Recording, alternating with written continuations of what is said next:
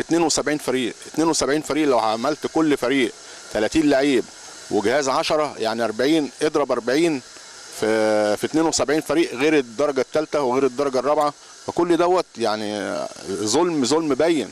انت دلوقتي اللي هو معاه فلوس انت بتخليه يلعب عشان ياخد فلوس وعشان ياخد مستحقاته وياخد اللي ليه، واللي ما عندوش اصلا اللي بياخد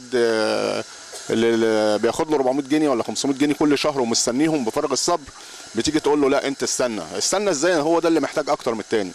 ادي اللي هو محتاج، انت بتدي اللي هو معاه. يعني في مثل بيقول لك اللي عنده لحمه بيجي له لحمه. ازاي؟ انا ما عنديش حاجه، وانا مش انا بس، كل الانديه وكل الاجهزه اللي في الممتاز به على قد حالهم، لعيبه على قد حالهم وجهاز على قد حاله، وكل الناس ظروفها مش حلوه، وظروف البلد اصلا ظروف سيئه للغايه. انتوا يعني دلوقتي الناس اللعيبه دي اللي هي في الممتاز به يروحوا يسرقوا، ولا يروحوا يقفوا في التحرير، ولا يروحوا يشربوا بانجو، ولا يروحوا يبيعوا برشام، ولا هيعملوا ايه؟ طب دول لما يقعدوا من دلوقتي من شهر 3 لحد شهر 9 هيعملوا ايه؟ هيفكر في ايه دوت؟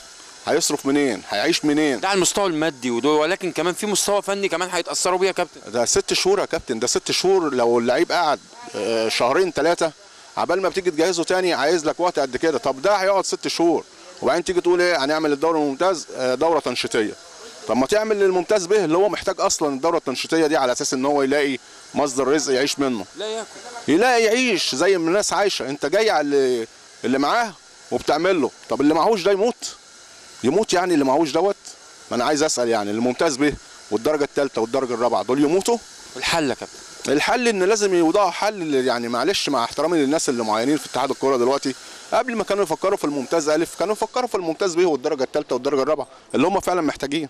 رساله توصلها لمين؟ رساله اوصلها للكابتن مدحت شلبي والقنوات اللي هي المحترمه ان هم لازم يناقشوا الناس المسؤولين ديت، ان لازم يشوفوا حل وحل سريع للفرق ديت، للفرق دي اللي لا يقل عددهم عن مليون لعيب او اكتر من مليون لعيب. انت مليون لعيب بتدمرهم عشان مين؟ احداث بورسعيد ماشي، احداث بورسعيد احنا كلنا متفقين ان لازم القصاص ولازم الناس تاخد حقها وبتاع. طب هو في يوم وليله؟